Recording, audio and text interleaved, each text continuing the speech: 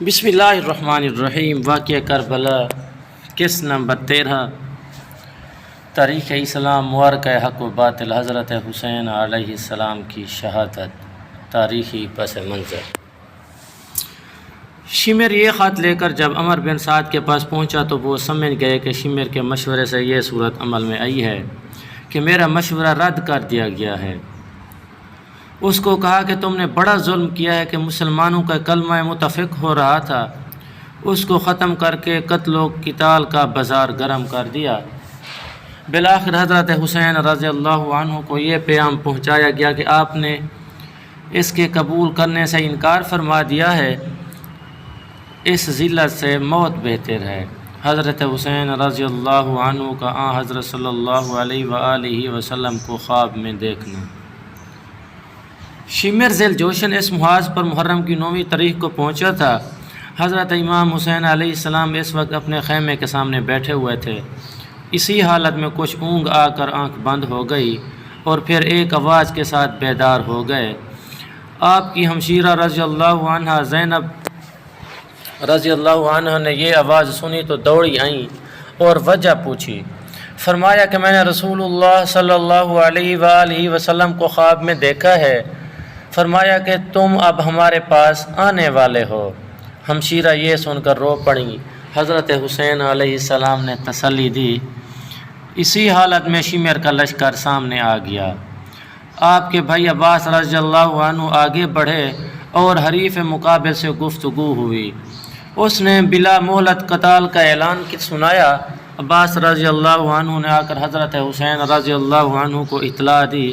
حضرت حسین نے ایک رات عبادت گزاری کے لیے مہلت مانگی۔ حضرت حسین نے فرمایا کہ ان سے کہو کہ آج کی رات قتال ملتوی کر دو تاکہ میں آج کی رات میں وصیت اور نماز و دعا اور استغفار کر سکوں۔ شمر اور عمر بن سعد نے اور لوگوں سے مشورہ کرنے کے بعد مہلت دے دی اور واپس ہو گئے۔ حضرت حسین علیہ السلام کی تقریر اہل بیت کے سامنے۔ حضرت حسین رضی اللہ عنہ نے اپنے اہل بیت اور اصحاب کو جمع کر کے ایک خطبہ دیا جس میں فرمایا، میں اللہ تعالیٰ کا شکر ادا کرتا ہوں اور راحت میں بھی اور مصیبت میں بھی۔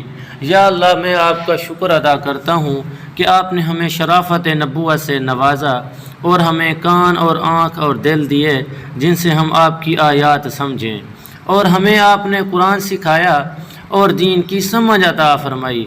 ہمیں آپ اپنے شکر گزار بندوں میں داخل فرما لیجئے۔ اس کے بعد فرمایا کہ میرے علم میں آج کسی شخص کے ساتھی ایسے وفا شعار نیکوکار نہیں ہیں جیسے میرے ساتھی، اور نہ کسی اہل بیت میرے اہل بیت سے زیادہ ثابت قدم نظر آتے ہیں۔ آپ لوگوں کو اللہ میری طرف سے جزائے خیر عطا فرمائے۔ میں سمجھتا ہوں کہ کل ہمارا آخری دن ہے۔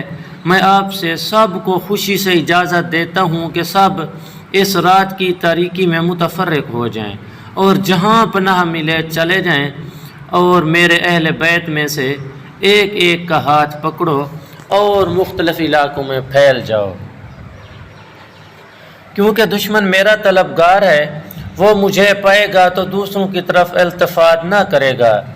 یہ تقریر سن کر آپ علیہ السلام کے بھائی اور اولاد اور بھائیوں کی اولاد اور عبداللہ بن جعفر رضی اللہ عنہ کے صاحبزادے یک زباں ہو کر بولے کہ واللہ ہم ہرگز ایسا نہ کریں گے، ہمیں اللہ تعالیٰ آپ کے بعد باقی نہ رکھے۔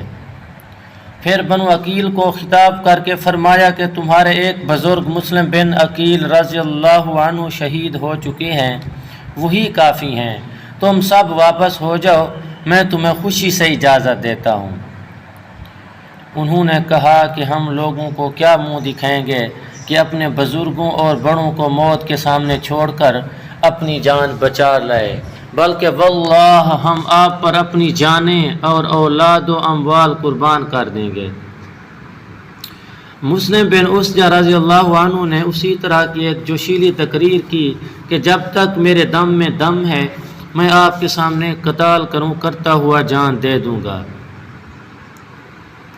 آپ علیہ السلام کی ہمشیرہ حضرت زینب رضی اللہ عنہ بے قرار ہو کر رونے لگی تو آپ نے تسلی دے دی اور یہ وصیت فرمائی، حضرت حسین کی وصیت اپنی ہمشیرہ اور اہل بیت کو۔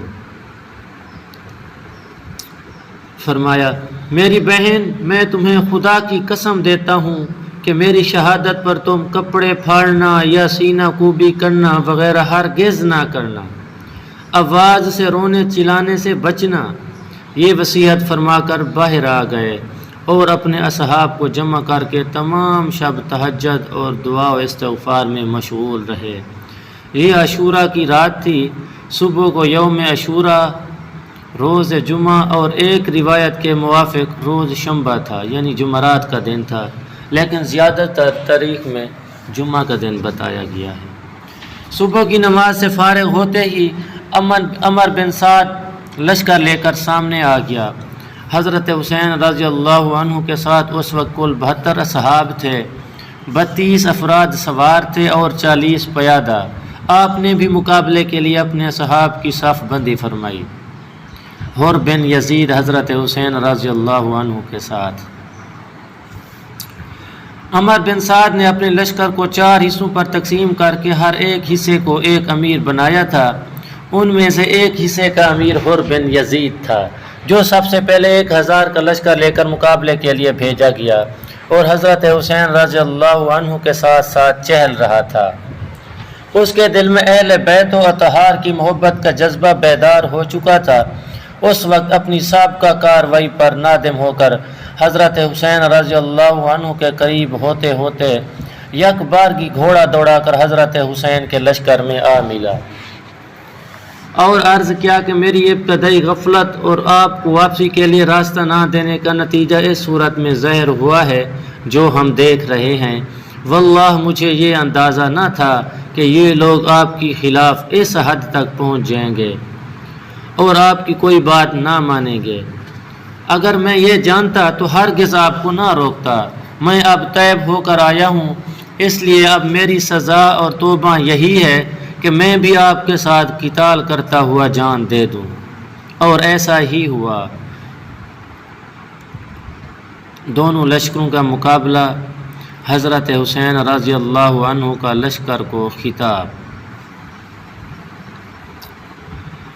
حضرت حسین رضی اللہ عنہ گھوڑے پر سوار ہوئے اور آگے بڑھ کر بآواز بلند فرمایا، لوگو میری بات سنو، جلدی نہ کرو تاکہ میں حق نصیحت ادا کر دوں جو میرے ذمہ ہے، اور تاکہ میں تمہیں اپنے یہاں آنے کی وجہ بتا دوں۔ پھر اگر تم میرا عذر قبول کرو اور میری بات کو سچا جانو اور میرے ساتھ انصاف کرو تو اس میں تمہاری فلاح و سعادت ہے، اور پھر تمہارے لیے میرے قتال کا کوئی راستہ نہیں۔ اور اگر تم میرا عذر قبول نہ کرو تو تم سب مل کر مقرر کرو، اپنا کام جمع کر لو اپنے شریکوں کو، پھر سے تم کو اپنے کام میں شبہ پھر کر گزرو میرے ساتھ اور مجھ کو مہلت نہ دو۔ یہ الفاظ وہی ہیں جو حضرت نوح علیہ السلام نے اپنی قوم کو کہے تھے۔ مترجم۔ بہنوں کی گریہ زاری اور حضرت حسین رضی اللہ عنہ کا ان سے روکنا۔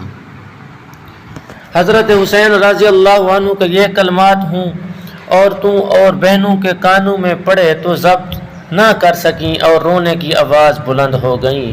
حضرت حسین رضی اللہ عنہ نے اپنے بھائی عباس رضی اللہ عنہ کو بھیجا کہ ان کو نصیحت کر کے خاموش کر دیں، اور اس وقت فرمایا کہ اللہ تعالی ابن عباس رضی اللہ عنہ پر رحم فرمائے، انہوں نے صحیح کہا تھا کہ عورتوں کو ساتھ نہ لے جاؤ۔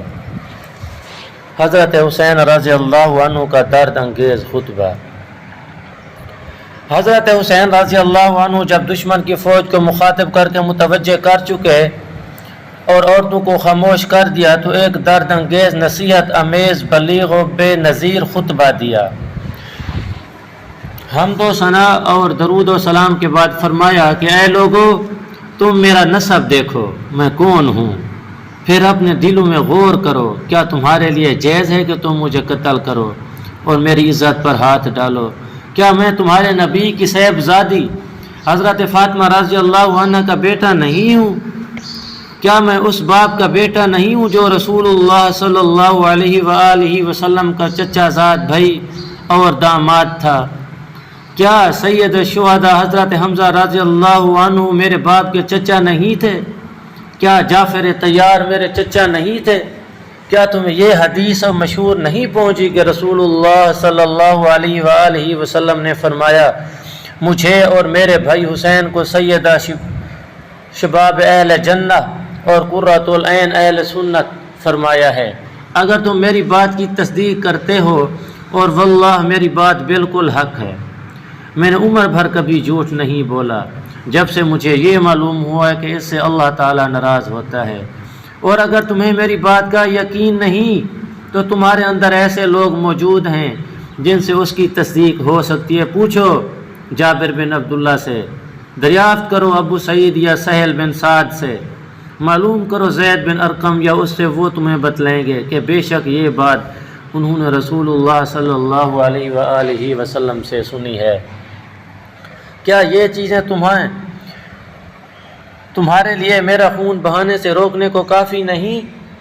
مجھے بتلاؤ کہ میں نے کس کو قتل کیا ہے جس کے قصاص میں مجھے قتل کر رہے ہو، یا میں نے کسی کا مال لوٹا ہے یا کسی کو زخم لگایا ہے۔ اس کے بعد حضرت حسین رضی اللہ عنہ نے رؤوس کوفہ کا نام لے کر پکارا کہ اے شیس بن ربیع، اے حجاز بن ابحر، اے قیس بن اشعث، اے زید بن حارث، کیا تم لوگوں نے مجھے بلانے کے لیے خطوط نہیں لکھے؟ یہ سب لوگ مکر گئے کہ ہم نے نہیں لکھے۔ حضرت حسین علیہ السلام نے فرمایا کہ میرے پاس تمہارے تمام خطوط موجود ہیں، وہ میں نکال کر تمہیں دکھاتا ہوں۔ صدق اللہ العظیم۔